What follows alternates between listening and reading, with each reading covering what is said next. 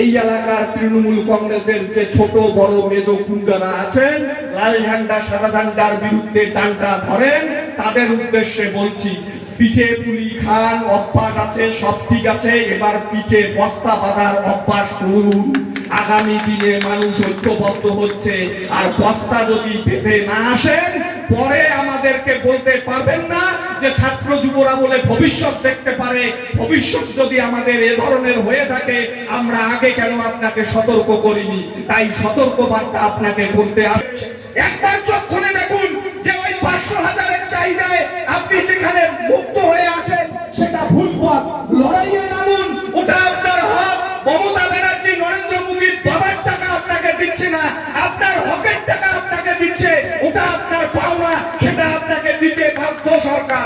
যে সরকারই হোক, বাম জামানার সরকার হোক, মমতা ব্যানার্জির সরকার হোক, জনগণের টাকা জনগণকে দেয়। এখানে অবাক হওয়ার কি আছে? মমতা ব্যানার্জি কি দয়ার দান দেখাচ্ছে নাকি যে শীতলকুচির মানুষকে আমি এটা দিলাম? শীতলকুচি সিটাইয়ার মানুষের সঙ্গে বঞ্চনা করেছেন তিনি। কি করেছেন? এই এলাকার মানুষ ছেলেমেয়েরা পড়াশোনার জন্য যায়, শীতলকুচি কলেজে সিট পাচ্ছে না, কুচবিহারে পড়াশোনা করতে যাচ্ছে, মাথাভাঙায় পড়াশোনা করতে যাচ্ছে, এনবিএসসির গাড়িতে উঠছে, বেসরকারি পরিবহনে উঠছে। এই পরিবহনে ছাত্রছাত্রীদের জন্য 2011 সালের আগে হাত ভাড়া ছিল।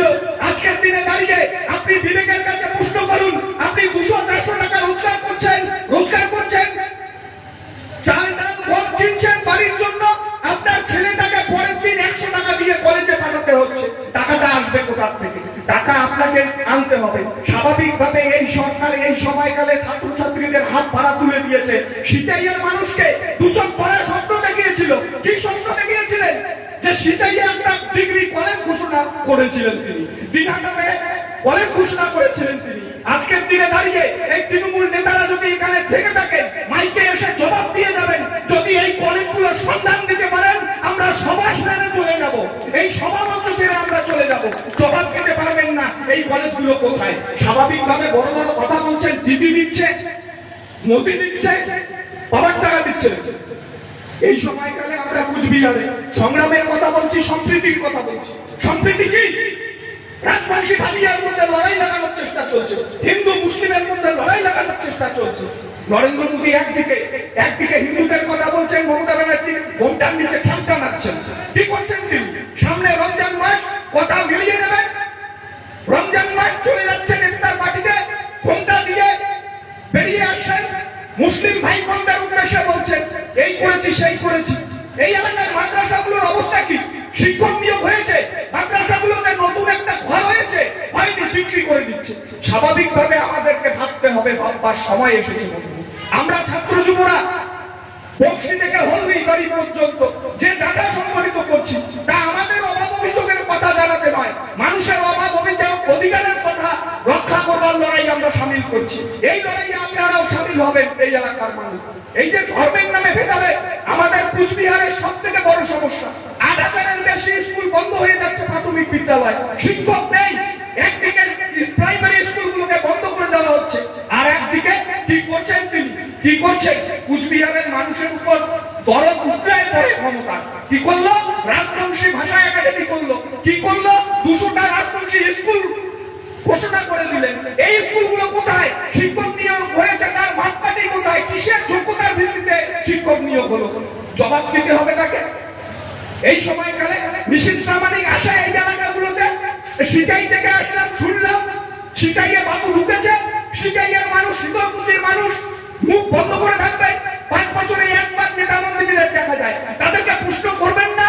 2019 সাল রাজপালার ময়দানে নরেন্দ্র মোদীকে সাথে নিয়ে এই নিশীথ প্রামাণিক নরেন্দ্র মোদীরা ঘোষণা দিয়েছিল কুচবিহারের 960 মুসলমান আর রাজবংশী মানুষের জন্য তিনি বলে ভাববেন। রাজবংশী ঘরের সন্তানদের কথা ভেবে কেন্দ্রীয় সেনাবাহিনীতে নাকি নারায়ণী রেজিমেন্ট তৈরি করবে। পার্লামেন্টে গেলেন, জিতলেন, সংসদ হলেন, ঘটনাচক্রে তিনি স্বরাষ্ট্র প্রতিমন্ত্রী। একদিনের জন্য দাঁড়িয়ে এই নিশীথ প্রামাণিক নারায়ণী সেনাবাহিনীর কথা আলোচনা করেছে, নারায়ণী ব্যাটালিয়নের কথা আলোচনা করেছে, করেননি। এই এলাকার নির্বাচিত এমএলএ তিনি বিধানসভায় গিয়ে আলোচনা করেছেন। ঘটনাচক্রে তিনি একটা হাই স্কুলের টিচার, যে হাই স্কুলের টিচার সেই হাই স্কুলের শিক্ষকের সংখ্যা 7 জন। এমএলএ কে জিজ্ঞাসা করবেন না যে আপনি যে স্কুলের টিচারই করেন, সে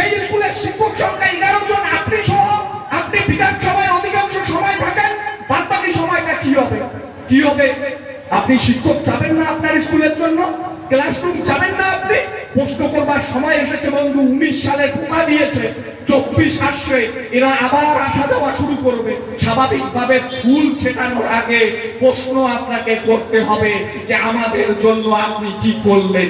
উত্তরবঙ্গ বঞ্চিত, উত্তরবঙ্গ বঞ্চিত, বড় বড় কথা বলে কারা বলে বঞ্চিত?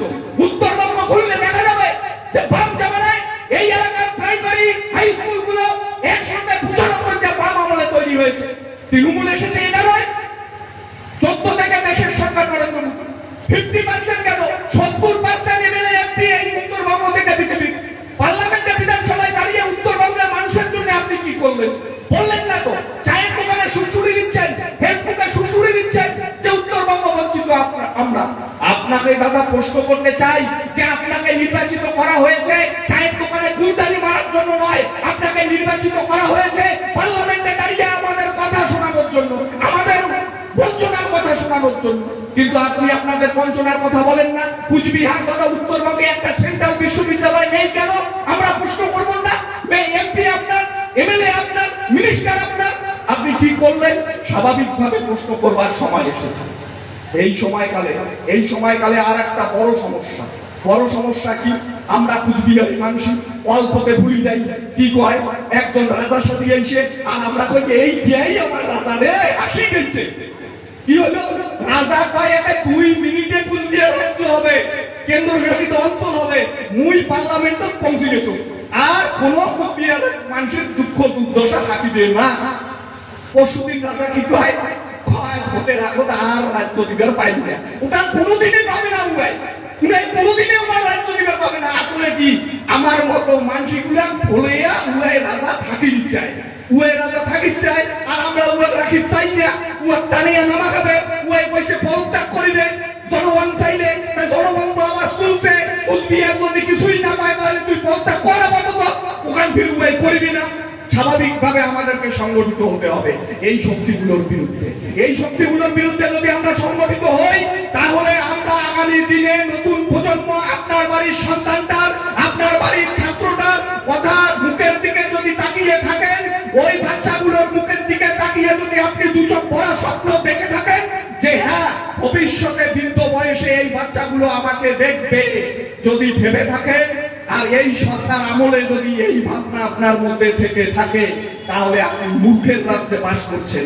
কারণ এই সরকার আপনার সন্তানের ভবিষ্যৎ তৈরি করবে না, এই সরকার আপনার বাচ্চার ভবিষ্যৎ নষ্ট করবে। স্বাভাবিকভাবেই আমাদের ঐক্যবদ্ধ হওয়ার সময় এসেছে।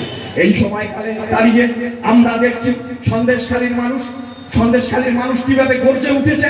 কুচবিহার শীতলকুচির মানুষ, লড়াকু মানুষ, দীর্ঘদিন লড়াইয়ের মধ্য দিয়ে এই শীতলকুচিতে যতটুকু উন্নয়ন করেছে, গণতন্ত্রপ্রিয় মানুষ, এই এলাকার মানুষকে মুখ বুঝে থাকবে নাকি? এই এলাকার মানুষকেও নামতে হবে পথে। আমরা ছাত্র যুবরা প্রকাশ্য সমাবেশে দাঁড়িয়ে আমরা শুধু তৃণমূল কংগ্রেসকে সতর্ক করে যেতে চাই। পরে যদি বলেন বন্ধু যে এরকম যদি আভাস পেয়েই থাকো, বললে না কেন?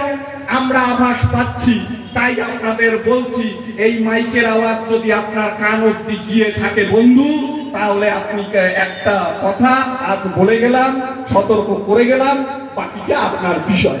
পিচের খেতে গিয়ে শাহজাহানের অবস্থা দেখেছেন, পিচের চামড়া রাখবে না।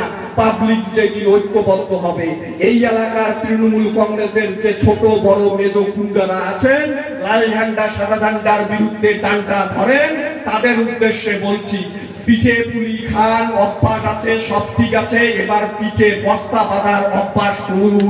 আগামী দিনে মানুষ ঐক্যবদ্ধ হচ্ছে, আর বস্তা যদি বেঁধে না আসেন, পরে আমাদেরকে বলতে পারবেন না যে ছাত্র যুবরা বলে ভবিষ্যৎ দেখতে পারে। ভবিষ্যৎ যদি আমাদের এ ধরনের হয়ে থাকে, আমরা আগে কেন আপনাকে সতর্ক করিনি? তাই সতর্ক বার্তা আপনাকে করতে আসলাম, করে গেলাম। আপনি যদি সতর্ক হয়ে যান ভালো, না হলে আপনারটা আপনি বুঝবেন, আমাদের হাতে আর কিছু করার থাকবে না। স্বাভাবিকভাবে এই এলাকার মানুষকে আমরা অনুরোধ রাখতে চাই। সভাপতি বলবার সময় বলল হলদিবাড়ি না বক্সি থেকে হলদিবাড়ি পর্যন্ত আমাদের যে যাত্রা আজকে দ্বিতীয় দিন, সারাদিন জাকা ঘুরে রাত্রে পৌঁছলো এই শীতলকুচি বাজারে। শীতলকুচির মানুষের আপ্যায়ন আমরা সাদরে গ্রহণ করছি। আজ রাত এখানে থেকে কাল সকালবেলা আমরা রওনা দিব মাথাভাঙার উদ্দেশ্যে। কাল সারাদিন যাত্রা চলবে, পরশু পৌঁছবে হলদিবাড়িতে। মেখলিগঞ্জে আমাদের কেন্দ্রীয় সমাবেশ, সেই কেন্দ্রীয় সমাবেশকে সফল করবার জন্য আমরা গোটা জেলা জুড়ে আমরা প্রচার সংগঠিত করছি। এই সমাবেশে আসুন বন্ধু, তৃণমূল বিজেপির বিরুদ্ধে ঐক্যবদ্ধ লড়াইয়ের কথা ডাক দিচ্ছি আমরা। এই সমাবেশে সকলে আসুন। এই সমাবেশে প্রকাশ্য সমাবেশে বক্তা থাকবেন কমরেড মীনাক্ষী মুখার্জি, এসএফআই এর কমরেড দেবাঞ্জন দে, ছাত্র যুব আন্দোলনের প্রাক্তন নেতৃত্বরাও সেখানে থাকবে। নতুন প্রজন্ম আপনাকে নতুন ভাবনা জানাবে এবং অভিজ্ঞতার কথা শোনাবে। প্রাক্তন ছাত্র যুব নেতৃত্বরা অভিজ্ঞতা নিয়ে ফিরবেন, নিজের অভিজ্ঞতা দিয়ে দেখবেন তৃণমূল এবং বিজেপির কাছে 500,000 টাকায় বিক্রি হবেন না। নিজের ভবিষ্যৎ আপনাকে নিজেকেই ঠিক করতে হবে। সামনের দিন আসছে। ধন্যবাদ, নমস্কার।